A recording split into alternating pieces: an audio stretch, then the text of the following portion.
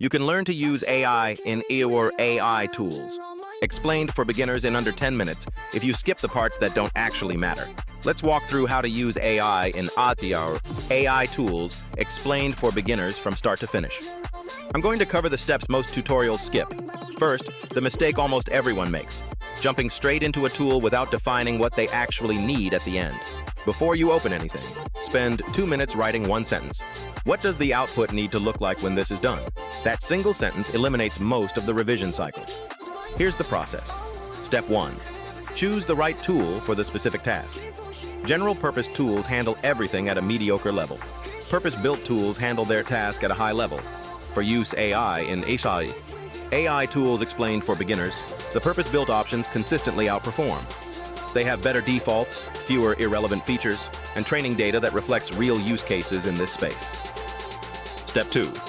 Start with a template or proven structure. Building from scratch every time is unnecessary. The patterns that work for use AI and AI tools explained for beginners are well established. Find one that produces output close to what you need, then customize. Step 3. Run your first attempt and resist the urge to rewrite it entirely.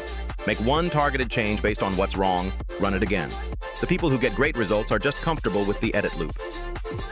Step 4. Save what works. If you produce a good output, save the prompt or workflow that got you there. The second time will be twice as fast. Step 5. Batch similar tasks. Once you have a working process, running 5 versions takes almost the same time as running one. A few things that make a noticeable difference once you have the basics. Be specific in your instructions. Vague inputs produce vague outputs. The more precisely you describe what you need, the less editing you do afterward.